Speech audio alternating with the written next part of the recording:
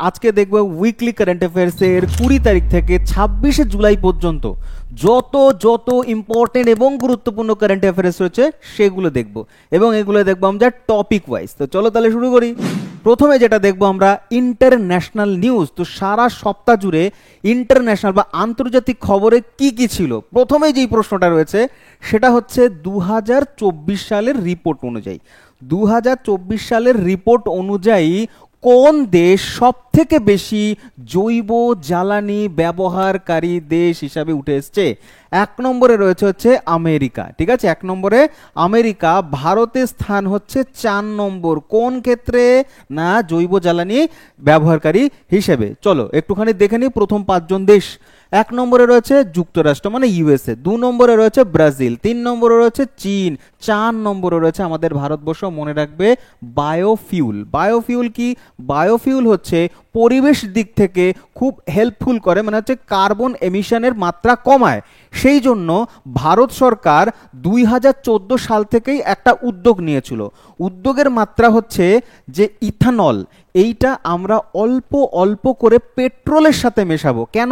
তার কারণ এই যে দেখো 2014 সালে আমরা শুরু করেছিলাম 1.5% এবং 10 বছর পরে সেটা 2024 আস্তে আস্তে বেড়ে দাঁড়িয়েছে 12%-এ পেট্রোলের সাথে ইথানল মেশানোর মাত্রা। যদি মনে করো পেট্রোলের সাথে আমরা ইথানল মেশাই, দুটো লাভ হবে। এক, এই যে তোমার পেট্রোলের সাথে ইথানল মেশালে মানে পেট্রোলের কনজাম্পশন কমবে, তার মানে হচ্ছে আমাদের পেট্রোলের ব্যবহার কমবে, আর পেট্রোল আমরা বাইরের দেশ থেকে কিনে আনি তাই আমাদের খরচাও কমবে। 2 নম্বর হচ্ছে যদি আমরা 12% পেট্রোল কম ইউজ করতে পারি তাহলে কার্বন এমিশনও কমে যাবে প্রচুর পরিমাণে। তো এইটা ভারত সরকারের আগামীতে উদ্যোগ রয়েছে যে 2025 সালের মধ্যে 12%টাকে বাড়িয়ে 20%-এ নিয়ে যাওয়া হবে। পেট্রোলের সাথে 20% ইথানল মেশানো হবে। স্টার মার্ক কোশ্চেন, এটা হচ্ছে লক্ষ্য, খুব গুরুত্বপূর্ণ। আর এই 20% ইথানল মানে 20% পেট্রোল কম পুড়বে ভারতবর্ষের মতন একটা বিশাল দেশে। সেইটা হচ্ছে 42 million metric ton carbon emission বা কার্বন নিঃসরণের মাত্রা কমে যাবে। ঠিক আছে, তো সেই জন্যই ভারত এখন সারা বিশ্ব জুড়ে তোমার 4 নম্বরে উঠে এসছে। চলো পরবর্তী প্রশ্ন। নেক্সট কোয়েশ্চেন বলছে ফোর্থ ইন্টারন্যাশনাল মেরিটাইম অর্গানাইজেশন, যেটাকে IMO বলা হচ্ছে, এই কাউন্সিলের অধিবেশনটা হয়েছে কোথায়? উত্তর হবে লন্ডনে। তার কারণ এটার হেডকোয়ার্টার লন্ডনেই রয়েছে। ঠিক আছে, আমেরিকার ব্রিটেনের লন্ডন। তো এটা হচ্ছে তোমার 134তম কাউন্সিল অধিবেশন। 11ই জুলাই হয়েছে, 7 তারিখ থেকে 11ই জুলাই পর্যন্ত। হেডকোয়ার্টার সদর দপ্তর লন্ডন, সেখানেই এটা অনুষ্ঠিত হয়েছে। আর ভারত থেকে পার্টিসিপেট করেছিল রামচন্দ্রন, তিনি হচ্ছেন সেক্রেটারি মানে হচ্ছে সচিব। কোন মন্ত্রী? না, ministry of port and shipping and waterways, এই মন্ত্রী বা মন্ত্রিত্ব বা হচ্ছে এই মিনিস্ট্রির সেক্রেটারি বা হচ্ছে সচিব। আর এটা যে আয়োজন করেছে বা হেড ছিলেন এই IMOর সেক্রেটারি জেনারেল আর্সেনিও ডোমিনগুয়েস, তিনি এটাকে হেড করেছেন। ঠিক আছে, লন্ডনে হয়েছে। পরবর্তী প্রশ্ন দেখি। নেক্সট কোয়েশ্চেন বলছে, একটা ওয়ান লাইনার রয়েছে যে সম্প্রতি আফ্রিকাতে 3খানা সাইট ছিল যেগুলো হচ্ছে ডেঞ্জার লিস্টে ছিল। তো ইউনেস্কো কি করেছে, এই 2025 সালের জুলাই মাসে এসে এই 3টে আফ্রিকান সাইটকে তোমার ডেঞ্জার লিস্ট থেকে বের করে নিয়ে এসে। এই 3টে সাইট কি কি মনে রাখবে, ভীষণ গুরুত্বপূর্ণ। প্রথমত মাদাগাস্কার, এটা একটা আফ্রিকান কান্ট্রি, আইল্যান্ড কান্ট্রি। এখানে একটা রেইন ফরেস্ট রয়েছে। এই রেইন ফরেস্টটা প্রচুর পরিমাণে অবৈধভাবে কাটা হতো। এখানে যে সমস্ত অ্যানিমালগুলো ছিল, বন্য প্রাণী ছিল, তাদেরকে হচ্ছে গোপনভাবে শিকার করা হতো এবং হচ্ছে বিদেশে চালান করতো। সেই জন্য ইউনেস্কো এটাকে ডেঞ্জার লিস্টের মধ্যে রেখে দিয়েছিল। তারপরে মিশরের আবু মেনামন একটা জায়গা রয়েছে, সেখানে হচ্ছে কৃষি সেচ বা ইত্যাদির কারণে এটা ক্ষতি হচ্ছিল। তারপরে লিবিয়া, 3 নম্বর হচ্ছে লিবিয়া। লিবিয়ার হচ্ছে একটা ওল্ড পুরনো প্রাচীন আমলে এনশিয়েন্ট আমলের টাউন ছিল। টাউনটাকে বলা হয় গাধামিজ। এই গাধামিজের যে একটা সংঘাত তোমার অগ্নি সংঘাত ঘটেছিল, তারপরে হচ্ছে তোমার বন্যা সৃষ্টি।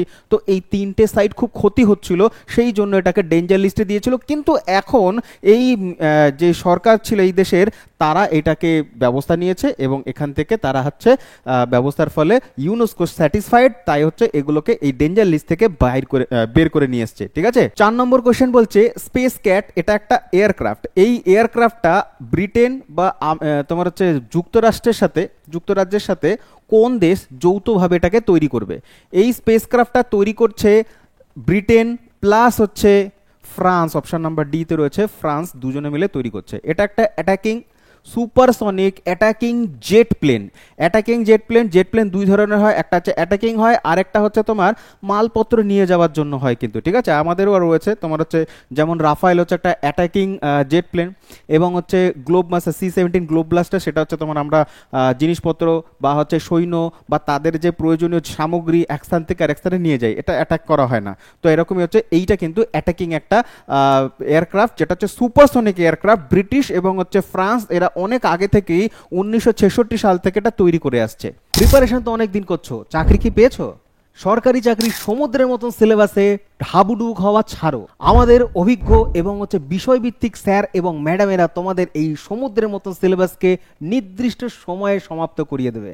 এখানে ফ্লোচ্যাট, স্টোরি, ট্রিক্স, গল্প ইত্যাদির মাধ্যমে তোমাদের বোরিং যে সিলেবাস সেটাকে সহজ করে দেবে, পড়াশোনা বোঝা মনে হবে না, মজার বলে মনে হবে। তাই প্লে স্টোরে যাও, ইউর স্টাডি অ্যাপ ডাউনলোড করো এবং আমাদের সাথে যুক্ত হয়ে যাও। এবার একটুখানি ফ্রান্স আর ব্রিটেনের ম্যাপটা ভালো করে দেখে নাও। এটা হচ্ছে তোমার ইউরোপের ম্যাপ। তো ইউরোপের পশ্চিম দিকে খুব গুরুত্বপূর্ণ দুটো ডেভেলপড কান্ট্রি রয়েছে এবং শক্তিশালী দেশ রয়েছে, আর দুটো দেশই হচ্ছে ফ্রান্স এবং ব্রিটেন। এরা দুজনে কিন্তু হচ্ছে তোমার সিকিউরিটি কাউন্সিলের হচ্ছে পার্মানেন্ট মেম্বার ইউনাইটেড নেশনের। তো ইউনাইটেড নেশনের সিকিউরিটি কাউন্সিলের পার্মানেন্ট মেম্বার ফ্রান্স, যাদের ক্যাপিটাল হচ্ছে প্যারিসের হচ্ছে ইউনেস্কোর হেডকোয়ার্টার, এবং লিওন শহর এখানে হচ্ছে ইন্টারপোলের হেডকোয়ার্টার।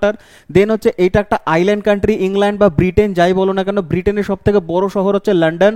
এবং আমাদের যেমন ইন্ডিয়া এবং হচ্ছে শ্রীলঙ্কার মাঝখানে হচ্ছে কোনো ল্যান্ড বর্ডার নেই, আমরা সামুদ্রিক জল দ্বারা বিচ্ছিন্ন, সেই একই রকমভাবে ইংল্যান্ড এবং হচ্ছে ফ্রান্স দুজনের মাঝখানে একটা জলধারা রয়েছে।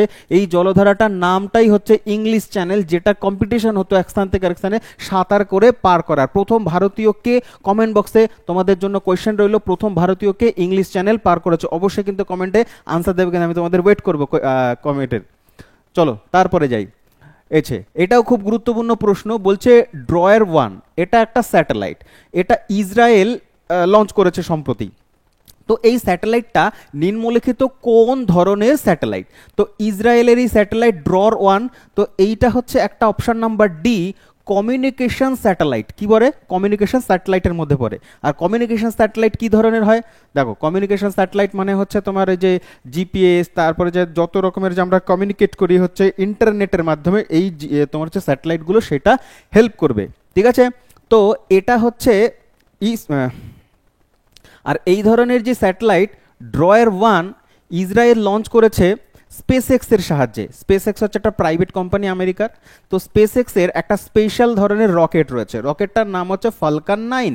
এই ফালকন 9 হচ্ছে খুবই গুরুত্বপূর্ণ এফিশিয়েন্ট একটা তোমার রকেট, যেটা স্পেসএক্স তৈরি করেছে। আর এই ফালকন 9-এর মাধ্যমে যত ইম্পর্টেন্ট যে মিশনসগুলো হচ্ছে আমেরিকাতে বা আদার্স যে সমস্ত ওয়েস্টার্ন কান্ট্রিগুলো হচ্ছে, তারা ফালকন 9-কে ইউজ করছে, ঠিক আছে।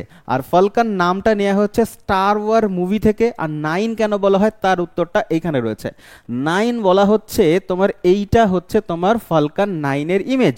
এখানে দেখতে পারবে নিচে রয়েছে হচ্ছে ওর ইঞ্জিনটা, আর এখানে 9টা ইঞ্জিন রয়েছে, পুরো 1 2 3 করে গুনলে দেবে 9টা ইঞ্জিন রয়েছে। যেহেতু 9টা ইঞ্জিন, তাই এটাকে বলা হয় ফালকন 9 স্পেসএক্সের। আর এই ফালকন 9-এর মাধ্যমেই কিন্তু শুভাংশু শুক্লাকে নিয়ে যাওয়া হয়েছিল এবং নিয়ে আসা হয়েছিল, সুনিতা উইলিয়ামসকে নিয়ে আসা হয়েছিল এই ফালকন 9-এর মাধ্যমে। ওই জন্যই বললাম অনেক বড় বড় মিশন করে থাকে। এটা কিন্তু নাসার নয়, স্পেসএক্সের। স্পেসএক্সের এটা স্পেশাল। তো ড্রয়ার-1 কমিউনিকেশন স্যাটেলাইট, যেটা হচ্ছে ইসরায়েল তারা লঞ্চ করেছে। এবার যেটা হচ্ছে তোমার কমিউনিকেশন স্যাটেলাইট, সেই স্যাটেলাইটগুলোকে বলা হয় জিও স্টেশনারি। কি জিও মানে পৃথিবী, স্টেশনারি মানে পৃথিবীর একটা সার্টেন ওপরে তোমার হচ্ছে পৃথিবীর ওপর একটা স্টেশন করে থাকে, স্থির থাকে, যেটা পৃথিবী স্পিডের সাথেই হচ্ছে ঘুরতে থাকে। তার ডিস্টেন্স হচ্ছে পৃথিবী ভূপৃষ্ঠ থেকে 36,000 কিলোমিটার ওপরে ঘুরছে। আর এই 36,000 ওপরে ঘুরছে, দেখো শুভ্রাংশু শুক্লা কোথায় গেছিল, ইন্টারন্যাশনাল স্পেস স্টেশনে। ইন্টারন্যাশনাল স্পেস স্টেশনের ডিস্টেন্স কত, ভূপৃষ্ঠ থেকে মাত্র 400 কিলোমিটার ওপরে। আর এই যে তোমার যে কমিউনিকেশন স্যাটেলাইট বা হচ্ছে যে জিও স্টেশনারি, এটা হচ্ছে 36,000 কিলোমিটার ওপরে পৃথিবীর একটা স্থানে স্থির হয়ে রয়েছে। আমাদের টিভি টেলিভিশন চলছে এই জিও স্টেশনারি স্যাটেলাইটের মাধ্যমেই চলছে। এটা ইসরায়েলকে হেল্প করবে আগামী 15 বছর থেকে, ঠিক আছে, যার ওজন হচ্ছে 4.5 টন। ওকে, চলো ড্রয়ার 1। ইসরায়েল খুব নিউজে থাকে, তাই ম্যাপটা আমি রেখেছি, এখান থেকে কয়েকটা ইনফরমেশন তোমাদের জানতে হবে। খুব নিউজে রয়েছে, দেখো এই যে কালার যেই পোর্শনটা, এটা হচ্ছে ইসরায়েল, তার পাশে রয়েছে ওয়েস্ট ব্যাংক বলে যে পার্টটা রয়েছে, এইটা, এই ওয়েস্ট ব্যাংককেই বলা হয় হচ্ছে প্যালেস্টাইন। যে প্যালেস্টাইন এবং হচ্ছে তোমার ইসরায়েলের মধ্যে বিবাদ। প্যালেস্টাইন দুটো পার্টে রয়েছে, এই পাশে দেখতে পাচ্ছ এই জায়গাটাতে, এটাকে বলা হয় গাজা স্ট্রিপ, আর এই গাজাকে নিয়েই হচ্ছে তোমার প্যালেস্টাইনের সাথে যত ঝামেলা। তাহলে গাজা কোথায় রয়েছে, গাজা হচ্ছে এই পোর্শনটাতে রয়েছে, আর মেন প্যালেস্টাইন এখানে। আর পুরো রিজিয়নের সব থেকে বড় শহর হচ্ছে জেরুজালেম। ওকে, আচ্ছা, এবার ইসরায়েলের সাথে এই যে সিরিয়া এবং লেবানন, এদের সাথেও সম্পর্ক খারাপ। এবার সিরিয়ার একটা পার্ট রয়েছে, এই যে পার্টটা মার্ক করছি, এটা হচ্ছে তোমার গোলান হাইট। এই গোলান হাইট নিয়েও ইসরায়েল এবং সিরিয়ার মধ্যে বিবাদ। কেন বলছি, খুব খবরে থাকে, খুব নিউজে থাকে, জানতে হবে, পরীক্ষায় জিজ্ঞেস করে দেবে গোলান হাইটস নিয়ে কোন দেশের মধ্যে বিবাদ, ইসরায়েল এবং হচ্ছে তোমার সিরিয়ার মধ্যে বিবাদ এটা। আর ইসরায়েল হচ্ছে একটা মেডিটেরিয়ান সি বা হচ্ছে ভূমধ্য সাগরের তীরবর্তী একটা দেশ, ঠিক আছে। চলো পরবর্তী প্রশ্নে যাচ্ছি আমরা। এবার দেখবো আমরা ন্যাশনাল নিউজ। তো পুরো সপ্তাহ জুড়ে ন্যাশনাল নিউজে কোন কোন খবর ছিল দেখি। প্রথম প্রশ্ন, ন্যাশনাল নিউজের মধ্যে প্রথম প্রশ্ন বলছে ফিনোম ইন্ডিয়া ন্যাশনাল বায়ো ব্যাংক। এই বায়ো ব্যাংকটা কোথায় উদ্বোধন করা হয়েছে, নিম্নলিখিত কোন জায়গাতে উদ্বোধন করা হয়েছে? নিউ দিল্লিতে উদ্বোধন করা হয়েছে বায়ো ব্যাংক, ঠিক আছে। আর এটা উদ্বোধন করেছে প্রযুক্তি মন্ত্রী জিতেন্দ্র সিং এটাকে উদ্বোধন করেছে। তো বলছে যে 10,000 ভারতীয় যারা রয়েছে, 10,000 ভারতীয়, তাদের যে তোমার তাদেরকে টেস্ট করা হবে, তাদের মধ্যে কোনো ধরনের জিনতাত্ত্বিক বা হচ্ছে জীবনধারা ঘটিত এই সমস্ত বিশেষ প্রকারে তাদের উপরে টেস্ট করা হবে এবং দেখা হবে ভারতীয়দের মধ্যে কোনো বিশেষ প্রকারের রোগ আসছে কিনা, কোনো চেঞ্জেস হচ্ছে কিনা বায়োলজিক্যালি। এটাই হচ্ছে তোমার নিউ দিল্লিতে স্থাপিত হয়েছে। খেয়াল রাখবে, হ্যাঁ, কি কি না হচ্ছে ডায়াবেটিস, ক্যান্সার, হৃদরোগ, এই সমস্ত হচ্ছে কিছু বিরল রোগ যেগুলো বললাম যে চেঞ্জেস হচ্ছে কিনা, জিন ঘটিত রোগ। চলো 7 নম্বর বলছে গ্লোবাল ট্যুরিজম ইকোনমি তোমার 2024-25 তালিকায় ভারতের স্থান কত? এটাকে স্টার দিতে হবে, ভীষণ গুরুত্বপূর্ণ। বলছে ট্যুরিজমের দিক থেকে সারা বিশ্বে ভারতের স্থান হচ্ছে তোমার অষ্টম, 8 নম্বরে রয়েছে। ভারত হচ্ছে কত নম্বরে রয়েছে? 8 নম্বরে রয়েছে। আর এই রিপোর্টটা পাবলিশ করেছে হচ্ছে 1 নম্বরে যারা রয়েছে যেই দেশটা, সেটা হচ্ছে ইউএসএ, 2 নম্বরে চায়না, 3 নম্বরে রয়েছে জার্মানি, এবং ভারতের স্থান হচ্ছে 8 নম্বরে রয়েছে ট্যুরিজমের দিক থেকে। নিউজটা পাবলিশ করেছে, রিপোর্টটা পাবলিশ করেছে WTTC। কি WTTC? World tribal and tourism council, এবং সাথে ব্রিটেনের একটা ইনস্টিটিউট রয়েছে, নাম হচ্ছে অক্সফোর্ড ইকোনমিক্স। তো দুজনে মিলে এই ট্যুরিজম এটাকে পাবলিশ করেছে, যেখানে দেখা যাচ্ছে ভারতের স্থান হচ্ছে তোমার 8ম রয়েছে, এবং 1 নম্বরে রয়েছে হচ্ছে ট্যুরিজমের দিক থেকে আমেরিকা রয়েছে। বলছে ভারত বর্তমানে পুরো টোটাল জিডিপির 10%। তার কারণ আমাদের যে নীতি আয়োগের সামিট হয়েছিল এই বছর, তোমার হচ্ছে ইয়ারলি হয়, তো সেখানে প্রধানমন্ত্রী নরেন্দ্র মোদী ট্যুরিজমের দিকে কিন্তু প্রচুর পরিমাণে নজর দেবে এবং হচ্ছে রাজ্যগুলিকেও সেই নির্দেশ দিয়েছে, ঠিক আছে। চলো তারপরে যাচ্ছি নেক্সট। এই যে ইনস্টিটিউটটা WTTC ওয়ার্ল্ড ট্রাভেল ট্যুরিজম, এটা তৈরি হয়েছিল 1990 সালে। হেডকোয়ার্টার কোথায়? লন্ডনে। আগেই বলে দিয়েছি লন্ডনে, ইউনাইটেড কিংডমে রয়েছে। CEO Julia Simpson. মনে রাখবে, দরকার নেই, কিন্তু সালটা আর হেডকোয়ার্টার কিন্তু অবশ্যই কিন্তু মনে রাখতে হবে, ঠিক আছে। চলো পরবর্তী প্রশ্ন। নেক্সট কোয়েশ্চেন বলছে ফার্স্ট ইন্টারন্যাশনাল মানুস্ক্রিপ্ট হেরিটেজ কনফারেন্স কোথায় আয়োজন করা হবে? ফার্স্ট মানুস্ক্রিপ্ট হেরিটেজ স্থাপন করা হচ্ছে ভারতের নয়াদিল্লিতে বা নিউ দিল্লিতে। ভারত মণ্ডপম বলে একটা জায়গা রয়েছে নিউ দিল্লিতে, তো নিউ দিল্লির ভারত মণ্ডপমে তৈরি হবে হচ্ছে তোমার এই কনফারেন্সটা। আর এই বছরের যে তোমার শিরোনাম বা থিম বলতে পারো, সেই থিমটা হচ্ছে reclaiming India's knowledge legacy through manuscript heritage. এটা হচ্ছে এই বছরের থিম ছিল, ঠিক আছে, খেয়াল রাখবে, গুরুত্বপূর্ণ। চলো পরবর্তী নেক্সট কোশ্চেন। বলছে হারেলা উৎসব, এটা প্রতি বছর হয় হচ্ছে উত্তরাখণ্ড রাজ্যে। হারেলা উৎসব একটা উৎসব, হারেলা মানে সবুজ, তো বৃক্ষরোপণের একটা মধ্যে একটা উৎসব পালন করে। তো এই বছর উত্তরাখণ্ড হারেলা উৎসবের এতে 5 লক্ষ বৃক্ষরোপণ করেছে, 5 লক্ষ বৃক্ষরোপণ করেছে। ঠিক আছে, চলো 10 নম্বর কোশ্চেন। যতগুলো স্টার দেবো ততগুলো কম, যতগুলো স্টার দেবো ততগুলো কম হবে। বলছে রাষ্ট্রপতি দ্রৌপদী মুর্মু রাজ্যসভাতে নতুন করে 4 জনকে নমিনেট করেছে। আমরা জানি যে রাষ্ট্রপতির কাছে ক্ষমতা রয়েছে যে আর্টিকেল নাম্বার 81A, এই আর্টিকেল অনুযায়ী রাষ্ট্রপতি কি করে না, রাজ্যসভাতে 12 জনকে নমিনেট করতে পারে বা মনোনীত করতে পারে। কারা হয়? 4টে ক্ষেত্র থেকে। মনে রাখবে ইম্পর্টেন্ট, এই 4টে ক্ষেত্র হচ্ছে বিজ্ঞান মানে সায়েন্স, তারপরে শিল্প, সমাজসেবা এবং হচ্ছে তোমার সাহিত্য বা লিটারেচার। এই 4টে ক্ষেত্রে যে বিশেষ বিশেষ ব্যক্তিরা থাকে তাদের মধ্যে তোমার 12 জনকে নমিনেট করতে পারে। আর এই বছর বা এই সময় হচ্ছে 4 জনকে নমিনেট করেছে। এই 4 জন কারা? 4 জন হচ্ছে, এই 4 জনের নামই মনে রাখতে হবে, গুরুত্বপূর্ণ আসবে একদম ডাইরেক্ট কোশ্চেন, ডাইরেক্ট কোশ্চেন দেবে।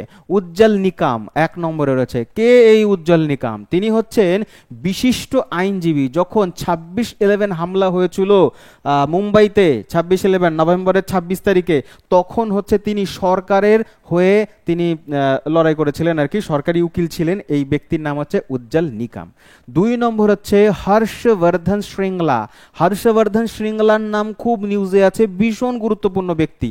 ইনি হচ্ছেন প্রাক্তন বিদেশ সচিব, মানে প্রাক্তন বিদেশ সচিব মানে হচ্ছে বর্তমানে যে হচ্ছে তোমার বিক্রম মিশ্রি রয়েছে ফরেন সেক্রেটারি, তো সেই পদে তিনি ছিলেন এবং G20-র সমন্বয়কারীও তিনি ছিলেন কিন্তু এই শ্রৃঙ্গলাজি, হর্ষবর্ধন শ্রৃঙ্গলা। 2 নম্বরে রয়েছে হচ্ছে সদানন্দ মাস্টার। সদানন্দ মাস্টার হচ্ছে কেরালার একজন শিক্ষক, সমাজকর্মী, সেই জন্য ওই যে বললাম সমাজসেবা ওই সেই ক্ষেত্র থেকে যুক্ত হয়েছে। তারপরে 4 নম্বর হচ্ছে তোমার মীনাক্ষী জৈন। মীনাক্ষী জৈন হচ্ছে তোমার এডুকেশনের সাথে যুক্ত, ইতিহাসবিদ, শিক্ষাবিদ, এই সমস্ত ক্ষেত্রের সাথে 2-4 জন তাকে নমিনেট করা হয়েছে। চলো তারপরে নেক্সট, পরবর্তী 11 নম্বর বলছে কোন দেশ বিশ্বের প্রথম ঐতিহ্য জ্ঞান ডিজিটাল লাইব্রেরি বা ট্র্যাডিশনাল নলেজ ডিজিটাল লাইব্রেরি তৈরি করেছে? তো ট্র্যাডিশনাল ডিজিটাল লাইব্রেরি তৈরি করেছে অবভিয়াসলি ইন্ডিয়া, ভারতবর্ষ। 2025 সালের প্রথমার্ধে ভারতের কোন শহরটি সর্বাধিক দূষিত শহর? এটা আমাদের জন্য খুবই একটা দুঃখপূর্ণ একটা জায়গা বা ঘটনা, যে ভারতের সব থেকে দূষিত শহরের মধ্যে রয়েছে হচ্ছে অপশন নাম্বার সি। অনেকেই হয়তো নামটা শোনেনি, এই বাইরনি ঘাট। এই বাইরনি হাট হচ্ছে মেঘালয়ের পর একটা জায়গা, ঠিক আছে? কিন্তু ভাই আমাদের রাজধানী 2nd নম্বরে রয়েছে। পুরো দেশের মধ্যে সব থেকে দূষিত শহর হচ্ছে বাইরনি হাট মেঘালয়, তারপরে 2nd নম্বরে হচ্ছে দিল্লি স্থান। এটা খুবই দুঃখজনক ব্যাপার। আমাদের আরো বেশি ভালো কাজ করতে হবে, যে দেশের রাজধানী সেটাই হচ্ছে এত পলিউশন হয়। চলো তারপরে 13 নম্বর, কোথায় ইন্ডিয়া ট্রেন্ড ফেয়ার তৈরি হয়েছে বা উদ্বোধন করেছে 2025 সালে? বস্ত্রমন্ত্রী গিরিরাজ সিং। তো এই গিরিরাজ সিং জাপান গেছিলেন, জাপানের হচ্ছে টোকিওতে তিনি হচ্ছে এই ট্রেন্ড ইন্ডিয়া ফেয়ার 2025 এটাকে উদ্বোধন করেছে। কিন্তু কেন? তার কারণ হচ্ছে ভারত এবং জাপানের সাথে যে বাণিজ্যিক সম্পর্ক, সেই বাণিজ্যিক সম্পর্ককে আরও বেশি বেটার করতে হবে টেক্সটাইল ইন্ডাস্ট্রিতে। এবং হচ্ছে তোমার পিএম মিত্র পার্ক টেকনিক্যাল টেক্সটাইল যেই একটা ইনিশিয়েটিভ রয়েছে সেন্ট্রাল গভর্নমেন্ট বা প্রধানমন্ত্রী নরেন্দ্র মোদীর, সেইটাকে প্রমোট করতে হবে জাপানে, ঠিক আছে? এবং জাপানে তোমার হচ্ছে তোমার 180টা হচ্ছে বেশি প্রদর্শক গেছিলেন, সেটা হচ্ছে টেক্সটাইল হোক, অ্যাপারেল হোক, প্রত্যেকটা জায়গা থেকে, ঠিক আছে? তো এটা অনুষ্ঠিত হয়েছিল হচ্ছে তোমার 15 থেকে 17 July, Tokyo Japan trend fair, ঠিক আছে? এবার দেখবো আমরা স্টেট নিউজ। তো এই পুরো সপ্তাহ জুড়ে রাজ্যের থেকে কি কি খবর ছিল, এখানে ম্যাক্সিমাম কোয়েশ্চেন থাকবে কিন্তু আর ম্যাক্সিমাম কোয়েশ্চেন আসবে এখানে। বলছে যে ভারতের প্রথম ট্রান্সজেন্ডার ক্লিনিক্যাল স্টার, বেশ ইম্পর্টেন্ট কোয়েশ্চেন। বলছে ভারতের প্রথম ট্রান্সজেন্ডার ক্লিনিক পুনরায় চালু হয়েছে। পুনরায় মানে তার আগে ছিল? হ্যাঁ অবভিয়াসলি ছিল, যেখানে ছিল সেখানেই আবার চালু হয়েছে। Hyderabad is the correct answer হবে, হায়দ্রাবাদ হবে সঠিক উত্তর। হায়দ্রাবাদে চালু হয়েছে প্রথম ট্রান্সজেন্ডার ক্লিনিক্যাল পুনরায়। বন্ধ হয়ে গেল কেন? সব উত্তর দেবো। চলো, এইটা আগে তোমার হচ্ছে মার্কিন যুক্তরাষ্ট্রের একটা সংস্থা ছিল USAID, এই সংস্থাটা তাদেরকে হচ্ছে ব্যাক করতো বা হচ্ছে তোমার ফান্ড করতো এই তোমার ক্লিনিকটাকে। ক্লিনিকটার প্রথম নাম ছিল মিত্র। মিত্র নামে ছিল 2021 সালে ফার্স্ট শুরু হয়েছিল হায়দ্রাবাদে। দেন 2025 সালে যখন নাকি ডোনাল্ড ট্রাম্প আমেরিকাতে জিতে আসে তখন 90 দিনের জন্য এই যে ইনস্টিটিউটটা বা হচ্ছে সংস্থাটা একে বলে যে ফান্ড করতে না, তো ফান্ড বন্ধ হয়ে যায়, তারপরে ইনস্টিটিউটটাও বন্ধ হয়ে যায়। তারপরে গভর্নমেন্ট অফ ইন্ডিয়া তোমার টাটা ট্রাস্টের সাথে কথা বলে, তো টাটা ট্রাস্টের সাথে নতুন করে এই ক্লিনিকটা তৈরি হয়। উদ্দেশ্য হয় কি, নামটা শুধু চেঞ্জ হচ্ছে, আগে ছিল মিত্র, এখন নাম চেঞ্জ হচ্ছে সাবরাং ক্লিনিক। তো সাবরাং ক্লিনিক তৈরি হচ্ছে, তো দেশের মধ্যে এটাই হচ্ছে ট্রান্সজেন্ডার ব্যক্তিদের জন্য তৈরি হওয়া একেবারে ডেডিকেটেড প্রথম একটা ক্লিনিক। এই ট্রান্সজেন্ডার যারা রয়েছে তাদের জন্য এই যে এইচআইভি স্ক্রিনিং করা হবে, কাউন্সিলিং করা হবে, তাদের যে বিশেষ প্রকারের চিকিৎসা সহায়তা দেওয়া হবে, হায়দ্রাবাদে তৈরি হচ্ছে টাটা ট্রাস্টের সহায়তায় তৈরি হচ্ছে। নাম কি? Sabrang clinic, Sabrang clinic Hyderabad. Then তারপরে ভারতের কোন রাজ্য তৃতীয় হিসাবে 1 কোটির শেয়ার বাজার ক্রস করে গেছে? তৃতীয় হিসাবে এসছে হচ্ছে গুজরাট, তৃতীয় হিসাবে এসছে গুজরাট, অপশন নাম্বার বি তে রয়েছে গুজরাট।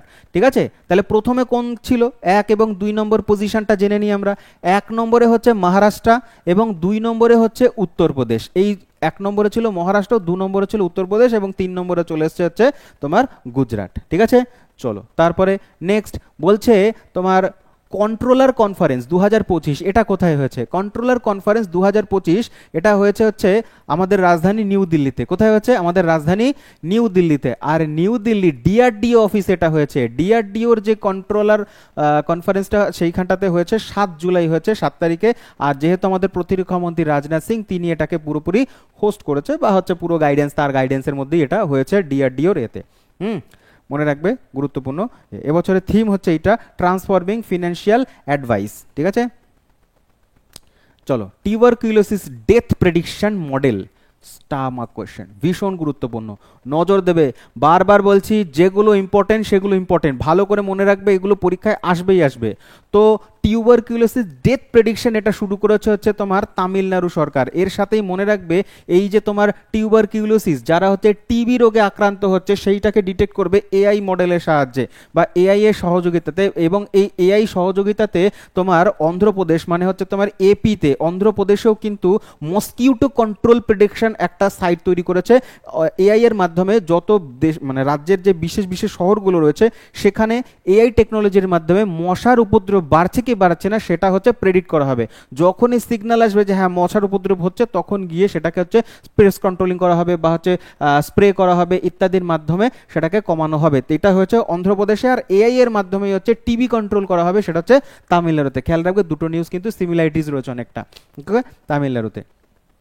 চলো তারপরে বলছে বিহার সরকার মহিলাদের জন্য, আন্ডারলাইন করছে, সরকারি চাকরিতে কত শতাংশ পুরোপুরি সংরক্ষণ বা রিজার্ভ ঘোষণা করে দিয়েছে।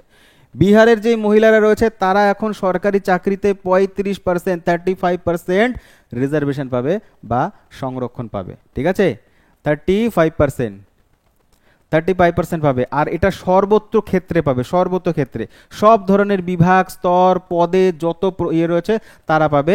বিহারের স্থায়ী বাসিন্দা মহিলা যারা রয়েছে তাদের জন্যই এটা অ্যাপ্লিকেবল হবে। ঠিক আছে, সিএম প্রতিজ্ঞা বলে একটা তোমার স্কিম এসেছিল বিহারে, এটাও গুরুত্বপূর্ণ, আমি প্রিভিয়াস ক্লাসগুলোতে করিয়েছি, অবশ্যই কিন্তু দেখে নিও।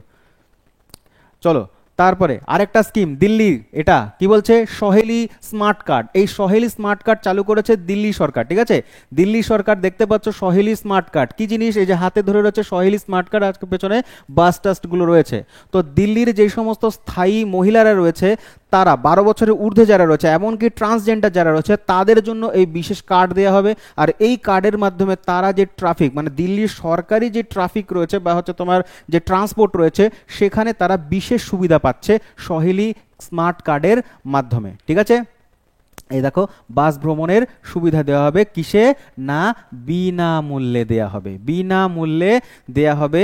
হতে হবে তোমাকে দিল্লির স্থায়ী মহিলা, ট্রান্সজেন্ডার বাসিন্দা অথবা হচ্ছে 12 বছরের ঊর্ধ্বে। তো যারা 12 বছরের ঊর্ধ্বে কিন্তু দিল্লিতে স্থায়ীভাবে থাকছে তারাই এই সুবিধাটা পাচ্ছে। ঠিক আছে, চলো। আর এর জন্য হচ্ছে একটা কার্ড দেওয়া হবে, কার্ডটা হচ্ছে তোমার NCMC card. Next question, cruise Bharat mission. এই ক্রুজ ভারত মিশনে যোগদানকারী প্রথম ভারতীয় রাজ্য তো গুজরাট। গুজরাট হচ্ছে ক্রুজ ভারত মিশনে, মানে ক্রুজ ইয়েতে তোমার ট্যুরিজমকে আরো বেশি বুস্ট করবে হচ্ছে গুজরাট সরকার, এটা তোমার হচ্ছে প্রথম রাজ্য হিসেবে এটার মধ্যে এসছে, ঠিক আছে, এই সুবিধা পেয়েছে গুজরাট সরকার। চলো, ক্রুজ ক্রুজ ভারত সম্রাট। আর এটা চালু করছে কে? চালু করছে ministry of ports and shipping and the waterways. 2024 সালের এটা স্কিম, সেপ্টেম্বর মাসে এটা চালু হয়েছিল। কোথায় চালু হয়েছিল? মুম্বাইতে চালু হয়েছিল, ঠিক আছে। 21 নম্বর প্রশ্ন বলছে, কোন রাজ্য সরকার পণ্ডিত দীনদয়াল উপাধ্যায় দরিদ্রমুক্ত গ্রাম প্রকল্প চালু করেছে? Star mark question. Deendayal Upadhyay দরিদ্র মুক্ত মানে গ্রামে যত দারিদ্র সীমার নিচে রয়েছে সেই ফ্যামিলিদের সরকার বিশেষভাবে আর্থিক সহায়তা করবে, এটা চালু করেছে হচ্ছে রাজস্থান। রাজস্থান চালু করেছে Deendayal Upadhyay poverty free village scheme, মানে ভিলেজের যত মানে পোভার্টি লেভেলের নিচে রয়েছে যেই মানে যেই পরিবারগুলো, সেই পরিবারগুলোকে হেল্প করা হবে। কিসের জন্য? না আত্মনির্ভর বা আত্মনির্ভর করে দেওয়া হবে, আত্মনির্ভর করে দেওয়া হবে। এবং এর জন্য 300 কোটি টাকা বরাদ্দ করা হয়েছে। প্রায় প্রথম পর্যায়ে 5000 গ্রামকে সিলেক্ট করা হয়েছে সারা রাজস্থান জুড়ে, ঠিক আছে। এবং বিপিএল পরিবারগুলো হচ্ছে 1 লক্ষ পর্যন্ত টাকা করে দেওয়া হবে প্রত্যেকটা। যারা যারা মনে করো বিপিএল আন্ডারে রয়েছে, সেই বিপিএল আন্ডারে থাকা পরিবারগুলোকে 1 লক্ষ টাকা করে দেয়া হবে। এবং সহায়ক গোষ্ঠী যারা রয়েছে সেই মহিলাদের 15,000 পর্যন্ত পুঁজি সহায়তা করা হবে। মানে সহায়ক গোষ্ঠী মানে হচ্ছে তোমার যে সমস্ত মানে গোষ্ঠীর যে মহিলারা হয় তাদেরকে 15,000 টাকা দেওয়া হবে, তারা যাতে বিশেষ কোনো কাজ শুরু করতে পারে, যে সেই কাজের মাধ্যমে কুটির শিল্পের মাধ্যমে তাদের পারিবারিক যে আর্থিক অবস্থা সেটা যাতে উন্নত হতে পারে, ঠিক আছে। সেই জন্যই এই স্কিমটা আনা হয়েছে, ঠিক আছে। আর অলরেডি মনে করো সেখানে নিজেরই উদ্যোগে নিজেরাই প্রচেষ্টা করে দারিদ্র সীমানা বিপিএল লেভেল থেকে উঠে এসছে যে সমস্ত ফ্যামিলি অলরেডি উঠে এসছে, তাদেরকে সরকার বলছে আত্মনির্ভর বা আত্মনির্ভর পরিবার কার্ড দেয়া হবে। এবং সাথে দেয়া হবে 21,000 টাকা পুরস্কার দেয়া হবে যারা অলরেডি এই দারিদ্র সীমা ক্রস করে গেছে, ঠিক আছে। কার্ডটার নাম মনে রাখবে, গুরুত্বপূর্ণ, পরীক্ষা ডাইরেক্ট কোয়েশ্চেন আসতে পারে এখান থেকে। চলো 22 নম্বর প্রশ্ন দেখব। 22 নম্বর প্রশ্ন কি বলছে? 22 নম্বর বলছে কার্নাক ব্রিজ। এই যে কার্নাক ব্রিজ এটা কোথায় অবস্থিত? যার বর্তমান নাম হচ্ছে সিঁদুর ব্রিজ, অপারেশন সিঁদুরের নাম অনুসারে। অপারেশন সিঁদুরের নাম অনুসারে বা পরবর্তীতে অপারেশন সিঁদুর ব্রিজ নাম করা হয়েছে কার্নাক ব্রিজকে। এটা অবস্থিত হচ্ছে মহারাষ্ট্রের মুম্বাই শহরে অবস্থিত কার্নাক ব্রিজ, ঠিক আছে। চলো পরবর্তী, Karnak bridge Mumbai correct answer হবে। আর এটা নামকরণ করা হয়েছিল জেমস রিভেট, যিনি একজন ব্রিটিশার ছিলেন, তার নাম অনুসারেই নামকরণ করা হয়েছে। চলো নেক্সট বলছে ক্রমবর্ধমান মানুষ ও হাতি সংঘাত বন্ধ করবার জন্য গজমিত্র প্রকল্প। গজমিত্র প্রকল্প তোমরা যারা পরীক্ষা দিচ্ছ তারা খুব ভালো করেই জানো যে এই যে সোশ্যাল স্কিমসগুলো রয়েছে এগুলো থেকে কত গুরুত্বপূর্ণ পয়েন্ট বা পরীক্ষাতে আসে। পরীক্ষাতে 100% আসবে গজমিত্র প্রকল্প কোথায় চালু হয়েছে। উত্তর দেবে আসামে চালু হয়েছে গজমিত্র। গজমিত্র মানে হচ্ছে তোমার আসামে প্রচুর পরিমাণে যে জঙ্গলগুলো রয়েছে সেখানে অনেক পরিমাণে হাতি পাওয়া যায়।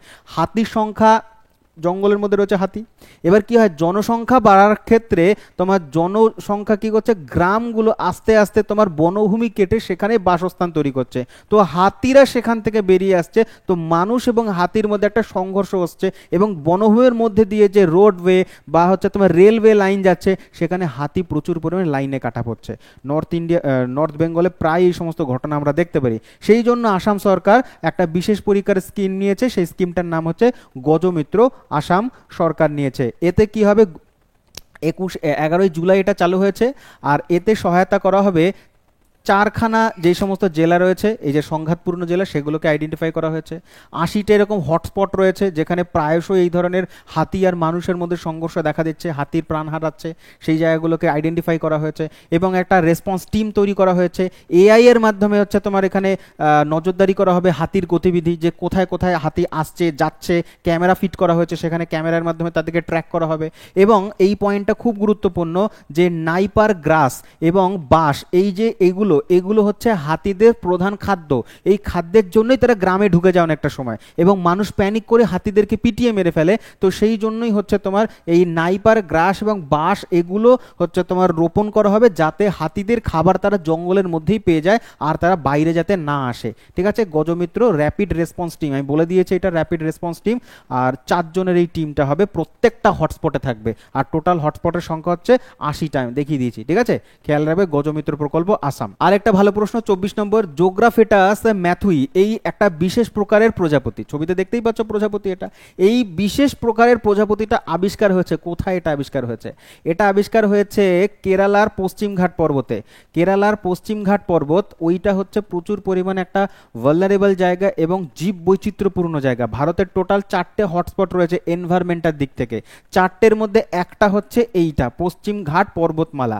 তো সেখানে নতুন পরিমাণে নতুন একটা তোমার প্রজাপতি পাওয়া গেছে, সেটা পশ্চিমঘাট পর্বতমালায় যা কারেক্ট আনসার হবে। ঠিক আছে, এবং এর সাথেই মনে রাখবে স্টার মার্ক দিয়ে সম্প্রতি খবরে ছিল ভারতবর্ষের পশ্চিমবঙ্গ রাজ্যে তোমার 4টে নতুন প্রজাতির তোমার মাইক্রোস্কোপিক পরজীবী বোলতা পাওয়া গেছিল। বোলতা কোথায় না? আমাদের পশ্চিমবঙ্গে। আমাদের পশ্চিমবঙ্গে 4 ধরনের নতুন তোমার হচ্ছে প্রজাতির বোলতা পাওয়া গেছে। ঠিক আছে, তো এটা মানে তোমার হচ্ছে খুঁজে পেয়েছিল যে zoological survey of India, zoological survey of India এটাকে খুঁজে পেয়েছে। ঠিক আছে, চলো নেক্সট কোয়েশ্চেন বলছে কোথায় ভারতের দ্বিতীয় দীর্ঘতম কেবল ব্রিজ, কেবল ব্রিজ সিগান্দুর ব্রিজ, এইটা তোমার হচ্ছে উদ্বোধন করলেন হচ্ছে কেন্দ্রীয় মন্ত্রী, সড়ক পরিবহন মন্ত্রী, নাম হচ্ছে নীতিন গডকরি। আমরা জানি নীতিন গডকরি হচ্ছে তিনি রোড মিনিস্টার, তো রোড মিনিস্টার হচ্ছে মধ্যে তিনি পড়েন, এবং হচ্ছে কেবল স্টেট সিঙ্গাদুর ব্রিজ এটা তিনি দ্বিতীয় বৃহত্তম এটা তিনি উদ্বোধন করেছেন। অপশন নাম্বার বি কর্ণাটকে। কর্ণাটকে রয়েছে, এই যে ছবিটা দেখতে পাচ্ছ কর্ণাটকে রয়েছে, কর্ণাটকের মধ্যে এটা 14 জুলাই 2025 সালে এটাকে কর্ণাটকে শিমোগা ডিস্ট্রিক্ট, এই যে শিমোগা জেলাতে এটাকে উদ্বোধন করা হয়েছে। এটা হচ্ছে ভারতবর্ষের দ্বিতীয় দীর্ঘতম। ওকে, আচ্ছা খেয়াল রাখবে এর মধ্যে দিয়ে যে জাতীয় সড়কটাকে পাস করেছে সেটা হচ্ছে NH 269E, 269E এই জায়গাটা দিয়ে তোমার হচ্ছে পাস করিয়েছে। এখানে একটা যে মন্দির রয়েছে সিঙ্গাদুর মন্দির, এই সিঙ্গাদুর মন্দিরটাকে আরও বেশি সহজে অ্যাক্সেস করা যাবে, খুব দ্রুত পৌঁছানো যাবে, প্রায় 2 ঘন্টা টাইম কমে, ট্রাভেল টাইম কমে যাবে হচ্ছে এই ব্রিজটার সহযোগিতাতে। টোটাল খরচা হচ্ছে 472 কোটি টাকা। চলো তারপরে বলছে উপজাতি সম্প্রদায়ের স্বাস্থ্যসেবা উন্নত করতে ভারতের প্রথম রাজ্য হিসেবে ট্রাইবাল জিনোম সিকোয়েন্সিং প্রজেক্ট চালু করেছে গুজরাট সরকার। গুজরাট সরকার চালু করেছে ট্রাইবাল জিনোম সিকোয়েন্সিং। পরবর্তী 27 নম্বর প্রশ্ন বলছে যে কোন রাজ্য প্রথম অ্যানিমাল হাজবেন্ডারি অ্যান্ড পোলট্রিকে তোমার কৃষির মর্যাদা দিয়ে দিয়েছে? এইটা এমন স্পেশাল কি মনে হতে পারে আমাদেরকে, খুব স্পেশাল রয়েছে। তার কারণ হচ্ছে এই যে যারা মনে করো কৃষিক্ষেত্রের সাথে যুক্ত কৃষকরা রয়েছে তারা সরকারের তরফ থেকে অনেক গুরুত্বপূর্ণ স্কিম এবং হচ্ছে যে লোন সেগুলো খুব ইজিলি পায়, যেহেতু তারা এগ্রিকালচারের সাথে যুক্ত রয়েছে।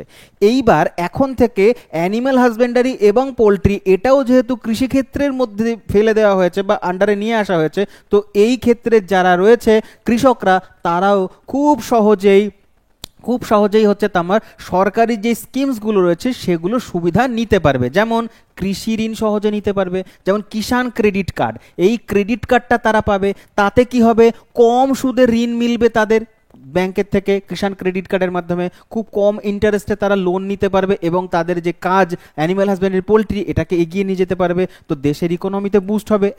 2 নম্বর হচ্ছে এখানে হচ্ছে তোমার বিদ্যুতের বিল সাশ্রয় হবে, মানে যারা মনে করো কৃষিক্ষেত্রের সাথে যুক্ত, সোলার পাম্প চালানোর জন্য আরও যে সমস্ত ব্যাপারগুলো হয় এগ্রিকালচারের যেই তোমার হচ্ছে ইলেকট্রিসিটিটা ব্যবহার হয়, সেই ক্ষেত্রে তোমার কৃষি হারে যে বিদ্যুৎ সেই কৃষি হারে বিদ্যুৎ পাবে। সোলার পাম্পের সুবিধা পাবে তারা, সোলার পাম্পের সুবিধা পাবে, সোলার শেড পাবে, এই সমস্ত সুবিধাগুলো তারা এখন পাবে হচ্ছে এই যেহেতু এটা করা দিয়েছে। কে? উত্তর মহারাষ্ট্র সরকার দিয়েছে। ঠিক আছে, চলো তারপরে এবার দেখবো আমরা award and honours related question, সারা সপ্তাহ জুড়ে পুরস্কার এবং সম্মান। ঠিক আছে, প্রথম প্রশ্ন রয়েছে 28 নম্বর কোয়েশ্চেন, 2025 সালে চিন্তা রবীন্দ্রন অ্যাওয়ার্ড, এই চিন্তা রবীন্দ্রন অ্যাওয়ার্ডটা কে পেয়েছে? মুকুন্দা রাও, অপশন নাম্বার বি শরণ কুমার লিম্বালে। এই শরণ কুমার লিম্বালে তিনি কেরালার বাসিন্দা। এই কেরালার বাসিন্দা, তাকে দেওয়া হয়েছে চিন্তা রবীন্দ্রন অ্যাওয়ার্ডটা। ঠিক আছে, তিনি হচ্ছেন সামাজিক ন্যায়ের প্রচারে যুক্ত ছিলেন এবং সাহিত্যিক ক্ষেত্রে, আন্ডারলাইন করলাম সাহিত্য ক্ষেত্রে তিনি যুক্ত। মূল হচ্ছে তার ক্ষেত্র কি, সাহিত্য। তিনি সাহিত্যিক ছিলেন এবং মারাঠি লেখক লিম্বালে। ঠিক আছে, চলো পরবর্তীতে টাইমস 100 ক্রিয়েটর লিস্ট। এই টাইমস 100 ক্রিয়েটর লিস্টের মধ্যে ভারত থেকে একজনই মাত্র এই লিস্টের মধ্যে চান্স পেয়েছে বা সুযোগ পেয়েছে। তার নাম কি? তার নাম হচ্ছে প্রজাক্তা কোলি। এই প্রজাক্তা কোলি তিনি হচ্ছেন একজন ক্রিয়েটর বা ইনফ্লুয়েন্সার, যাই বলো না কেন, তিনি টাইমসের লিস্টের মধ্যে এসেছেন প্রথম ভারতীয়। কে তিনি? অনেকেই হয়তো চিনবে। তিনি ইউটিউবের প্রায় এত সাবস্ক্রাইবার রয়েছে, ইউটিউবে ইনস্টাতেও তার ফলোয়ার রয়েছে, বেস্ট আর কি সোশ্যাল মিডিয়ার চেনা পরিচিত মুখ। আমি তো প্রথমবার দেখলাম, তোমরা যদি চেনো তো ভালো করে দেখবে, কমেন্ট করে জানিও যে চেনো কিনা। ঠিক আছে, চলো পরবর্তী বলছে ব্যাটারি ম্যানুফ্যাকচারিং লিডারশিপে তোমার অ্যাওয়ার্ড পেয়েছে কোন রাজ্য? কোন রাজ্যকে ব্যাটারি ইন্ডাস্ট্রি থেকে এক্সিলেন্স অ্যাওয়ার্ড দেওয়া হয়েছে? উত্তর হবে তেলেঙ্গানা, হায়দ্রাবাদ যার ক্যাপিটাল। ঠিক আছে, তো তেলেঙ্গানা সরকারকে দেওয়া হয়েছে ব্যাটারি প্রযুক্তিতে তোমার অ্যাওয়ার্ড। ওকে, কোথায় তেলেঙ্গানা? তেলেঙ্গানা হচ্ছে এই যে একটা রাজ্য। তেলেঙ্গানা হচ্ছে 2 জুন 2014 সালে এটা অন্ধ্রপ্রদেশ ভেঙে তৈরি হয়েছিল। 2 জুন বা জুন মাসের 2 তারিখে। তো সেইখান থেকে তোমার 2 তারিখ জুন মাসের এটা হচ্ছে তেলেঙ্গানা দিবস হিসাবে পালন করা হয়। ঠিক আছে, আচ্ছা চলো তারপরে। আর এটা অনুষ্ঠিত হয়েছিল হচ্ছে নিউ দিল্লিতে অনুষ্ঠিত হয়েছিল এই অ্যাওয়ার্ডটা 11 তারিখে। পরবর্তী, সম্প্রতি কোথায় ভারতের ক্রিকেটের কিংবদন্তি টেন্ডুলকারের প্রতিকৃতি স্থাপিত হলো? লর্ডসে। লর্ডস কোথায়? লন্ডনে। তো লন্ডনের লর্ডসের যে তোমার স্টেডিয়াম রয়েছে, ক্রিকেট স্টেডিয়াম, সেই ক্রিকেট স্টেডিয়ামে তেন্ডুলকারের মূর্তি উন্মোচন করা হয়েছে। সম্প্রতি ইউনেস্কো ওয়ার্ল্ড হেরিটেজ সাইটের মর্যাদা পেয়েছে কোন স্থান? স্টার দাও যতগুলো পারো, ভীষণ ভীষণ গুরুত্বপূর্ণ। ভারতবর্ষে টোটাল 12টি ঐতিহাসিক মারাঠা দুর্গকে নতুন করে ইউনেস্কো ওয়ার্ল্ড হেরিটেজ সাইটের আন্ডারে আনা হয়েছে। ঠিক আছে, আচ্ছা এই 12টার মধ্যে হচ্ছে 11টা মহারাষ্ট্রে পড়ে, 11টা মহারাষ্ট্রে এবং একটা মাত্র তামিলনাড়ুতে পড়ে, যেটা জিঞ্জি। ঠিক আছে, এই যে দিয়ে দিয়েছি আমি, এখানে রয়েছে তোমার। এখন হচ্ছে তোমার এই 2025 সালে হচ্ছে জুলাই মাসে প্যারিসে অনুষ্ঠিত হয়েছিল। প্যারিসে একটা কনফারেন্স অনুষ্ঠিত হয়েছিল। কনফারেন্সটা হচ্ছে 47তম ওয়ার্ল্ড হেরিটেজ কমিটির অধিবেশন ছিল। এই কমিটির হেরিটেজ অনুষ্ঠানের মধ্যেই সিদ্ধান্ত হয়েছে ভারত থেকে 12খানা মারাঠা সাইটকে, দুর্গকে ঘোষণা করে দেওয়া হয়েছে। ঠিক আছে, আচ্ছা কেন প্যারিসে হয়েছে? তার কারণ একটু আগে আমি তোমাদের বলেছি ইউনেস্কোর হেডকোয়ার্টার প্যারিসেই রয়েছে। ঠিক আছে, আচ্ছা তো এইটার এই যে মারাঠা যে দুর্গগুলো রয়েছে এর ইম্পর্টেন্স কোথায়? ঐতিহাসিক অনেক গুরুত্ব রয়েছে। মারাঠাদের যে মূল যে মিলিটারি পাওয়ার, যে শক্তি ছিল, প্রত্যেকটা যে তার পার্শ্ববর্তী যেই রাজাগুলো ছিল তাদেরকে যে একটার পর একটা হারিয়েছিল, তার কারণই হচ্ছে এই দুর্গগুলো। এই দুর্গগুলো দুর্ভেদ্য ছিল, জঙ্গলের ওপরে, পাহাড়ের ওপরে ছিল। সেই জন্য অনেক ঐতিহাসিক ঘটনা ঘটেছে, অনেক ঐতিহাসিক ঘটনার সাক্ষী রয়েছে, সেটা ঔরঙ্গজেব শুরু করে ব্রিটিশ আমল পর্যন্ত। তো সেই জন্য এটাকে ঘোষণা করে দেওয়া হয়েছে। আর এখন বর্তমানে হচ্ছে ভারতের মোট ওয়ার্ল্ড হেরিটেজ সাইটের সংখ্যা হচ্ছে 44টা। ঠিক আছে, 44টা মোট ওয়ার্ল্ড হেরিটেজ সাইট রয়েছে। ইটালির হচ্ছে তোমার সব থেকে বেশি, বিশ্বের মধ্যে 61টা। চায়না হচ্ছে সেকেন্ড নাম্বার, হচ্ছে 60টা। ঠিক আছে, তো এই নিয়ে হচ্ছে ভারতের স্থান হচ্ছে 6ষ্ঠ। ভারত হচ্ছে বিশ্বের মধ্যে ইউনেস্কো ওয়ার্ল্ড হেরিটেজ সাইটের দিক থেকে 6 নম্বরে রয়েছে। আর 12টা মহারাষ্ট্রের মধ্যে, 12টার মধ্যে 11টা রয়েছে, এগুলো সব আমি দিয়ে দিয়েছি। আর একটা মাত্র জিঞ্জি, সেটা হচ্ছে তামিলনাড়ুতে রয়েছে। ঠিক আছে, চলো। হেম বাহাদুর মল্ল পুরস্কার 2080 কাকে দেয়া হয়েছে? 2080 দেওয়া হয়েছে বিচারপতি কল্যাণ শ্রেষ্ঠাকে। এই যে বিচারপতি কল্যাণ শ্রেষ্ঠা, তিনি হচ্ছে নেপালের বিচারপতি। ঠিক আছে, কল্যাণ শ্রেষ্ঠা, তাকে দেয়া হয়েছে। এবার 2080 কেন বলা হচ্ছে? 2080 বলা হচ্ছে এই কারণেই, 2080 হচ্ছে নেপালি ক্যালেন্ডার অনুযায়ী। তো নেপালি ক্যালেন্ডার অনুযায়ী এটাকে ঘোষণা করে দেওয়া হয়েছে। ঠিক আছে, 2025 সালের পেন প্রিন্টার প্রাইজ কাকে দেওয়া হয়েছে? 2025 সালের পেন প্রিন্টার প্রাইজ দেওয়া হয়েছে লেইলা আবুলেলা। কে ইনি? এই লেইলা আবু লেইলা তাকে দেওয়া হচ্ছে, তিনি হচ্ছেন একজন লেখিকা, সুদানি স্কটিশ লেখিকা, সুদানি স্কটিশ লেখিকা, এবং সুদানের তোমার খার্তুমে বেড়ে উঠেছেন তিনি। খার্তুমে তার হচ্ছে বাসভবন, কিন্তু তার জন্ম হয়েছিল ইজিপ্টের কায়রোতে। ইজিপ্টের কায়রোতে জন্ম হয়েছিল, কিন্তু হচ্ছে একজন তিনি সুদানি ব্যক্তি। ওকে, পরবর্তী তিনি স্কটল্যান্ডে ট্রাভেল করে বা স্কটল্যান্ডে তিনি বাসিন্দা হয়ে যান।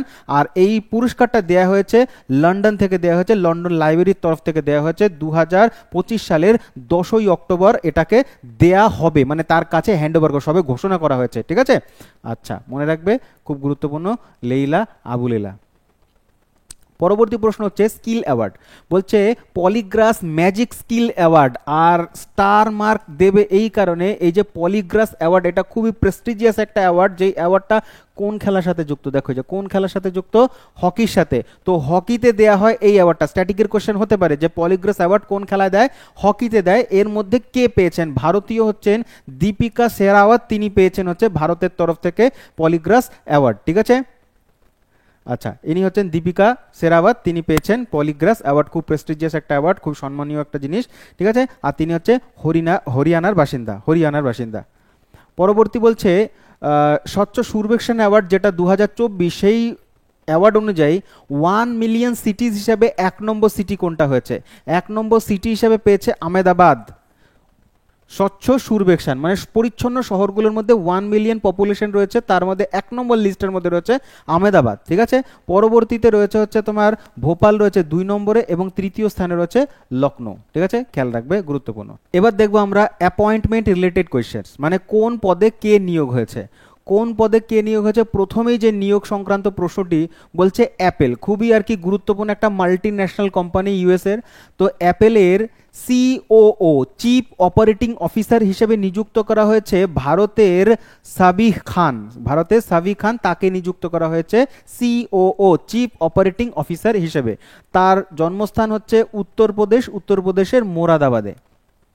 ঠিক আছে, আচ্ছা এবার এই অ্যাপেল কোম্পানি সম্পর্কে কয়েকটা স্ট্যাটিক ইনফরমেশন খুব গুরুত্বপূর্ণ, রিপিটেডলি এসছে পরীক্ষাতে, রিপিটেডলি আবার আসবে। প্রথমত সাল মনে রাখবে, অ্যাপেল কোম্পানি 1976 সালে স্থাপিত হয়েছে, 3 জন মিলে এটাকে তৈরি করেছেন। তার মধ্যে স্টিভ জবস হচ্ছে প্রধান ব্যক্তি, স্টিভ ওজনায়েক ছিলেন একজন, তারপর হচ্ছে রোল্যান্ড ওয়েইং তিনি ছিলেন, এবং এটার যে হেডকোয়ার্টার ইউএস এর ক্যালিফোর্নিয়াতে অবস্থিত কুপারটিনি নামক জায়গাতে। স্টার মার্ক করছি অ্যাপেলের সিইও কে, অ্যাপেলের সিইও হচ্ছে তোমার টিম কুক, অ্যাপেলের সিইও হচ্ছে টিম কুক। ঠিক আছে, চলো পরবর্তী বলছে জাতীয় মেডিকেল কমিশনের নতুন চেয়ারম্যান হিসেবে কাকে নিযুক্ত করা হয়েছে? নতুন চেয়ারম্যান হিসেবে নিযুক্ত করা হয়েছে অপশন নাম্বার সি অভিজাত শেঠকে নিযুক্ত করা হয়েছে। ঠিক আছে, চলো railway protection, star mark question, ভালো প্রশ্ন এটা। আর তোমার আরপিএফ রেলওয়ে প্রোটেকশন ফোর্সের প্রথম মহিলা ডিরেক্টর জেনারেল ডিজি কাকে নিযুক্ত করা হয়েছে? প্রথম ডিজি নিযুক্ত করা হয়েছে প্রথম মহিলা সোনালী মিশ্রকে নিযুক্ত করা হয়েছে। ঠিক আছে, সোনালী মিশ্র আরপিএফ এর প্রথম মহিলা। ওকে, চলো তারপরে হরিয়ানার নতুন রাজ্যপাল, আর একটা ইম্পর্টেন্ট কোয়েশ্চেন পরীক্ষার জন্য খুব গুরুত্বপূর্ণ। প্রথমে ছিলেন হচ্ছে বন্দারু দত্তারে, তার জায়গায় এসছে অসীম কুমার ঘোষকে নিয়োগ করা হচ্ছে হরিয়ানার নতুন রাজ্যপাল বা গভর্নর হিসেবে। ঠিক আছে, এর ছাড়াও হচ্ছে তিনি হচ্ছে পশ্চিমবঙ্গের বাসিন্দা অবভিয়াসলি, এবং হচ্ছে আরও কিছু রয়েছে রাজ্য, যেমন হচ্ছে তোমার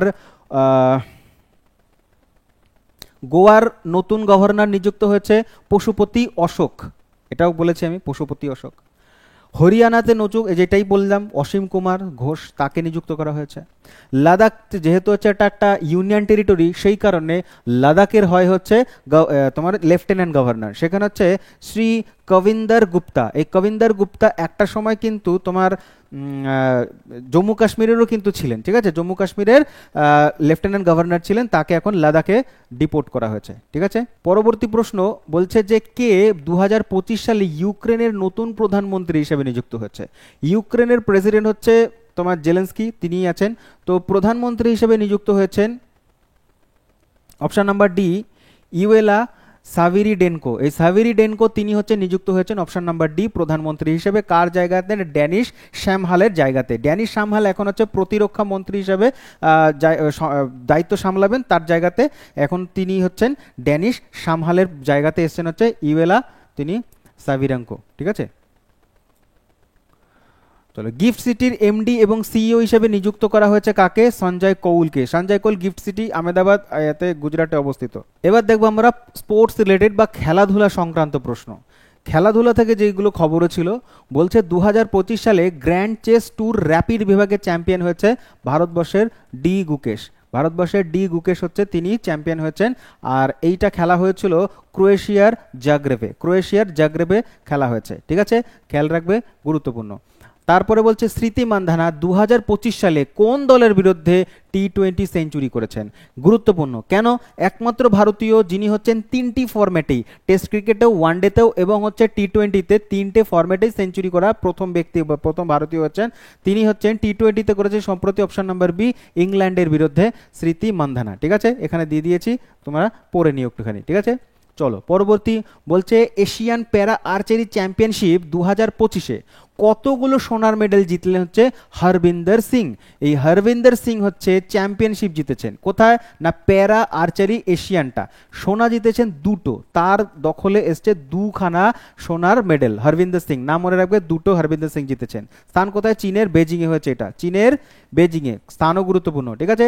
টোটাল ভারত মেডেল নিয়ে এসছে 9টা, এই ক্ষেত্রে টোটাল মেডেল নিয়ে এসছে 9টা, আর মেডেলের ট্যালিতে ভারতের স্থান হচ্ছে সেকেন্ড নাম্বার, দ্বিতীয়। এই পয়েন্টটা গুরুত্বপূর্ণ, স্টামার্ক দিলাম। আচ্ছা, হরবিন্দর সিং এর পদক এই যে দেখতে পাচ্ছ, কাকে হারিয়ে কি দিয়েছে একটুখানি পড়ে নিও তোমরা। চলো তারপরে, টোটাল সোনার সংখ্যা তিনটে, রূপো পেয়েছে তিনটে এবং ব্রোঞ্জ পেয়েছে তিনটে, টোটাল মেডেল হচ্ছে 9টা, সেকেন্ড নম্বরে ভারতবর্ষ। আইপিএল সবচেয়ে মূল্যবান দল হিসেবে উঠে এসছেন হচ্ছে কি মনে হচ্ছে তোমাদের? গুজরাট, বেঙ্গালুরু। বেঙ্গালুরু বা আরসিবি, তারা হচ্ছেন তোমার পুরো আইপিএল টিমগুলোর মধ্যে সব থেকে ধনী দল। আর তাদের যে বাজেট সেটা হচ্ছে 2300 কোটি টাকা, 2300 কোটি টাকা মূল্যবান। আর সেকেন্ড নম্বরে রয়েছে হচ্ছে তোমার মুম্বাই ইন্ডিয়ান্স এবং তিন নম্বরে রয়েছে তোমার সিএসকে। দ্বিতীয় নম্বরে মুম্বাই, 3 নম্বরে হচ্ছে সিএসকে চেন্নাই। 2025 সালে আর্টিস্টিক জিমন্যাস্টিক্স বিশ্ব চ্যাম্পিয়নশিপ কে জিতেছে? কোন দেশ কোন দেশ আয়োজন করবে? 2025-এ আর্টিস্টিক জিমন্যাস্টিক আয়োজন করছে হচ্ছে ইন্দোনেশিয়া। ইন্দোনেশিয়ার কোথায়? না ইন্দোনেশিয়ার জাকার্তাতে হবে, ইন্দোনেশিয়া জাকার্তাতে হবে হচ্ছে তোমার, আর্টিস্টিক জিমন্যাস্টিক বিশ্ব চ্যাম্পিয়নশিপ। আর ইন্দোনেশিয়ার ম্যাপ হচ্ছে এটা। ইন্দোনেশিয়াতে 3টে বড় বড় আইল্যান্ড রয়েছে, আর মনে রাখবে ওয়ার্ল্ডের সব থেকে বড় আর্কেপেলাগো হচ্ছে ইন্দোনেশিয়া।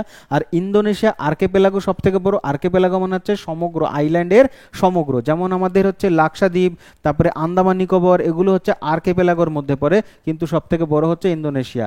এইটা হচ্ছে তোমার সুমাত্রা আইল্যান্ড, এটা হচ্ছে জাভা আইল্যান্ড, ঠিক আছে, আর এইটা হচ্ছে তোমার বোর্নিও আইল্যান্ড, বড় বড় কয়েকটা। আর এই জাকার্তা যে তাদের হচ্ছে ক্যাপিটাল, সেটা কিন্তু তোমার হচ্ছে জাভার মধ্যেই পড়ে। বালি বলে একটা জায়গা রয়েছে যেখানে ঘুরতে যাওয়ার জায়গা, এইখানে এই পজিশনে পড়ে তোমার আইল্যান্ডটার নাম হচ্ছে জাভা আইল্যান্ডের মধ্যে পড়ে ইন্দোনেশিয়া, ঠিক আছে, ইন্দোনেশিয়া, খেয়াল রাখবে।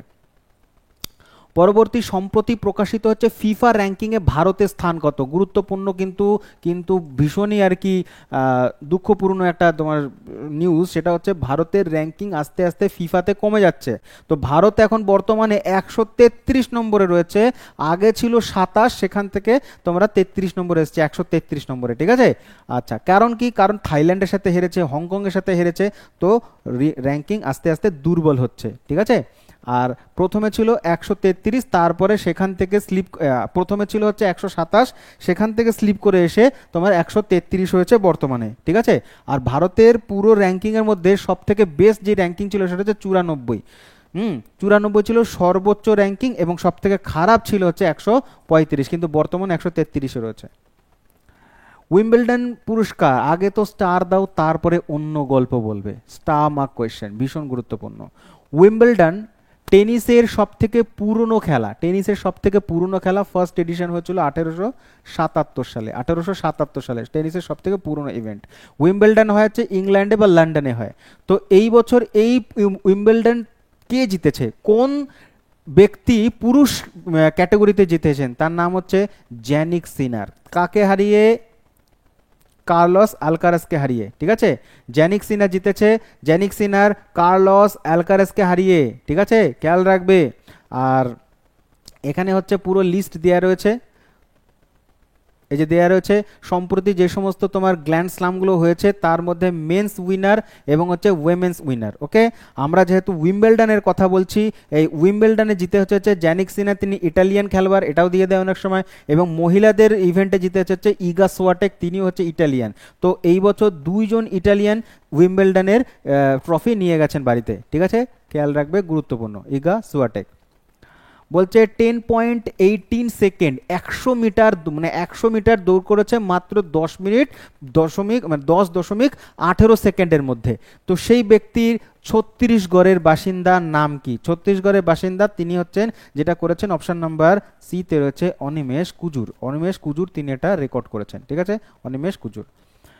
হ্যান্ডবল অ্যাসোসিয়েশন অফ ইন্ডিয়া এর তোমার মৌ স্বাক্ষর করলো কে? এই যে হ্যান্ডবল অ্যাসোসিয়েশন, হ্যান্ডবল খেলাকে আরও বেশি তোমার ডিজিটালি এবং তোমার হচ্ছে বিভিন্ন রকমের যে সমস্ত অনলাইন প্ল্যাটফর্মগুলো হয় এখানে হচ্ছে প্রমোট করবে, সেই জন্য হচ্ছে হ্যান্ডবল অ্যাসোসিয়েশনের সাথে তোমার প্রসার ভারতী একটা চুক্তি স্বাক্ষর করেছে। প্রসার ভারতী চুক্তি স্বাক্ষর করেছে, প্রসার ভারতী তাদেরকে প্রচার করবে, সেটা ডিজিটালি হোক বা হচ্ছে টিভি মিডিয়া যেখানেই হোক না কেন, ঠিক আছে, খেয়াল রাখবে। ডিডি স্পোর্টস, বিভিন্ন চ্যানেলে, ওয়েব ওটিটিগুলোতে এখানে প্রসার ভারতী তাদের হয়ে প্রচার অভিযান চালাবে, ঠিক আছে। আচ্ছা, গৌরব দ্বিবেদী তিনি হচ্ছেন সিইও প্রসার ভারতীর, বর্তমানে ইম্পর্টেন্ট আসতে পারে, ঠিক আছে। আচ্ছা, ভারতের 87তম গ্র্যান্ড মাস্টার কে হয়েছেন? 87তম গ্র্যান্ড মাস্টার নতুন হয়েছেন চেন্নাইয়ের বাসিন্দা হরিকৃষ্ণন। সাউথ ইন্ডিয়ান থেকেই হয় আর কি গ্র্যান্ড মাস্টার, 23 বছর বয়সী, 87তম। আইসিসি টি20তে, যেটা 2026-এ হবে, তো আইসিসি টি20 2026-এ 15টা দেশ কোয়ালিফাই করেছে, 15টা দেশ, তাহলে টোটাল টিমের সংখ্যা কত? 15। তো অপশানটা, কোয়েশ্চেনটা যেটা বলছে এই নিম্নলিখিত 4টে অপশানের মধ্যে কোন দল প্রথমবারের জন্য চান্স পেয়েছে টি20 ওয়ার্ল্ড কাপে? তো অপশান নাম্বার ডি হবে ইটালি, তার কারণ আমেরিকা গত বছর খেলেছে, জিম্বাবুয়ে খেলেছে, স্কটল্যান্ডও খেলেছে, তো Italy is the correct answer হবে, প্রথমবার তারা চান্স পাচ্ছে। শুধু ইটালি নয়, ইটালির সাথে হচ্ছে নেদারল্যান্ডস, ইটালি প্লাস হচ্ছে নেদারল্যান্ড 2026-এ খেলবে। টোটাল টিম সংখ্যা, দল সংখ্যা হচ্ছে 15টা। অবভিয়াসলি ইন্ডিয়া, অস্ট্রেলিয়া এরা তো হবেই হবে, তো দেখে নিও, ঠিক আছে। যেগুলো তোমাদের জানতে হবে সেটা হচ্ছে যে আয়ারল্যান্ড, ইউএসএ, কানাডা, গত বছর খেলেছিল ইউএসএ কানাডা, তারপরে নেদারল্যান্ডস অ্যান্ড হচ্ছে ইটালি, ঠিক আছে। 57তম ইন্টারন্যাশনাল কেমিস্ট্রি অলিম্পিয়াডে ভারতের পদক তালিকায় স্থান কত? ভারত কত নম্বর স্থানে এসছে? 6ষ্ঠ স্থানে এসছে। কোন ক্ষেত্রে? না 57তম ইন্টারন্যাশনাল কেমিস্ট্রি অলিম্পিয়াডে 6ষ্ঠতম স্থান। কটা? টোটাল 4টে পদক জিতে, 4টে পদক জিতে 6 নম্বরে এসছে। হয়েছে কোথায়? মনে রাখবে দুবাইতে, ইউএইর দুবাইতে, ঠিক আছে। 90টা দেশ হচ্ছে অংশগ্রহণ করেছিল এইখানে, খেয়াল রাখবে এখানে। চলো পরবর্তী, বলছে কে কলিঙ্গ রত্ন অ্যাওয়ার্ড জিতেছে? 1টা 2টো 3টে স্টার দিলাম, ঠিক আছে। কলিঙ্গ রত্ন অ্যাওয়ার্ড কে জিতেছে, এইটা হচ্ছে প্রশ্ন। চলো দেখি আনসার কি হবে। আনসার হবে ধর্মেন্দ্র প্রধান। দ্রৌপদী মুর্মু ধর্মেন্দ্র প্রধানকে কলিঙ্গ রত্ন অ্যাওয়ার্ডটা দিয়েছে, তোমরা জানতে? যদি না জানো চলো এখান থেকে জেনে নেবে, ঠিক আছে। আচ্ছা, ওড়িশাতে এই অনুষ্ঠানটা হয়েছিল কলিঙ্গ রত্ন, কারণ হচ্ছে ওড়িশারই প্রাচীন নাম কিন্তু কলিঙ্গ, সেখানেই হয়েছে, তো মনে রাখবে।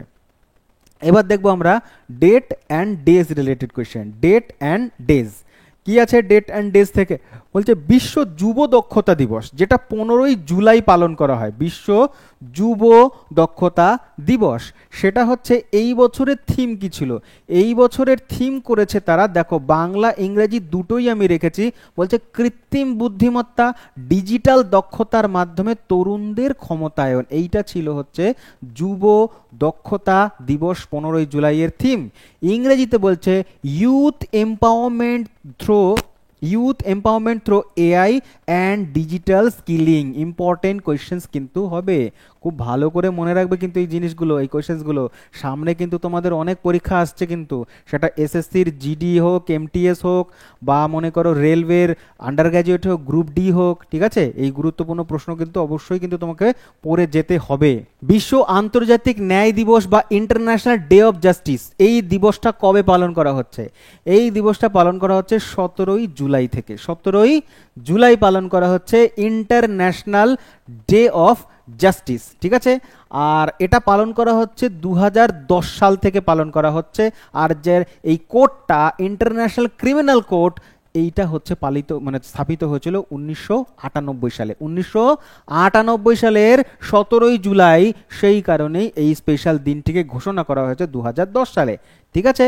আচ্ছা, পরবর্তীতে আরেকটা প্রশ্ন বলছে কত তারিখে আন্তর্জাতিক দাবা দিবস পালন করা হয় বা চেস ডে? চেস ডে পালন করা হচ্ছে 21শে জুলাই। কিন্তু এমন কি স্পেশাল এই দিনটা? এই স্পেশাল দিনটা এই কারণে গুরুত্বপূর্ণ, 1924 সালে তোমার এই 20 জুলাইয়েই প্যারিসে স্থাপিত হয়েছিল হচ্ছে ইন্টারন্যাশনাল যে চেস তার ফেডারেশন বা তোমার হচ্ছে কন্ট্রোলার বডিটা, যেমন হচ্ছে ICC cricket control board, FIFA football control board, এমনি চেসেরও কিন্তু কন্ট্রোল বোর্ড রয়েছে। সেটা 1924 সালের 20 জুলাই স্থাপিত হয়েছিল, প্যারিসে স্থাপিত হয়েছিল। ঠিক আছে।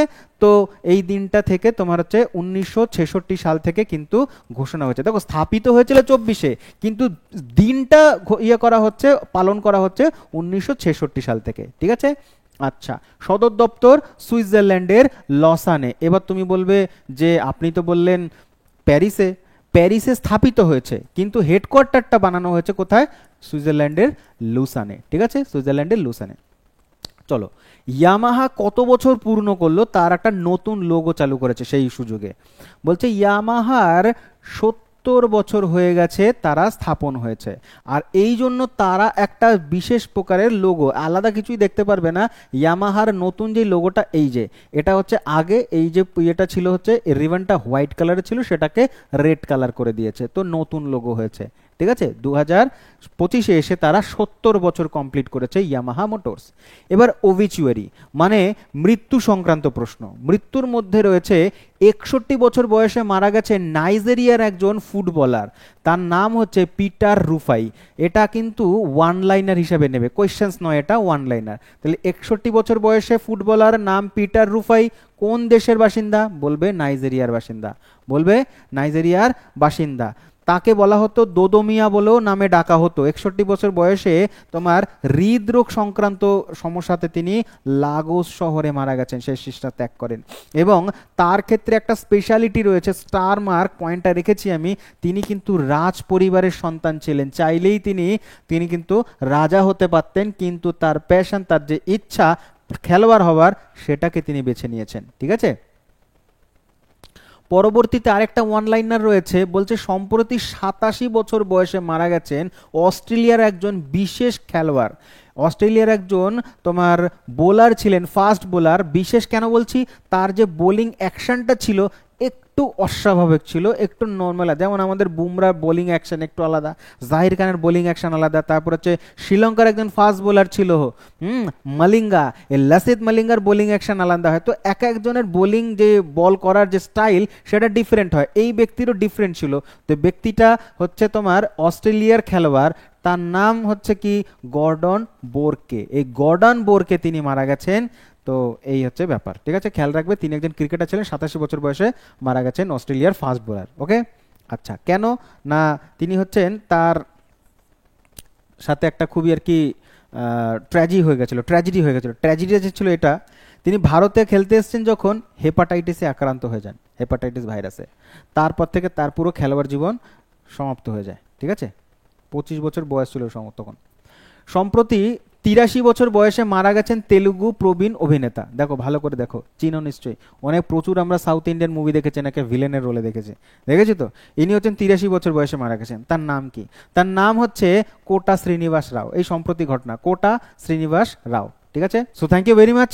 আজকের পুরো উইকলি কারেন্ট অ্যাফেয়ার্স, এই স্পেশাল কারেন্ট অ্যাফেয়ার্স শেষ হয়ে গেল। তো সবাইকে ধন্যবাদ জানাচ্ছি এবং দেখতে থাকো তোমাদের প্রিয় চ্যানেল ইউর স্টাডি। আর দেখা হচ্ছে এই কারেন্ট অ্যাফেয়ার্স নিয়ে আবার কোন একটা নতুন ভিডিওতে। ধন্যবাদ।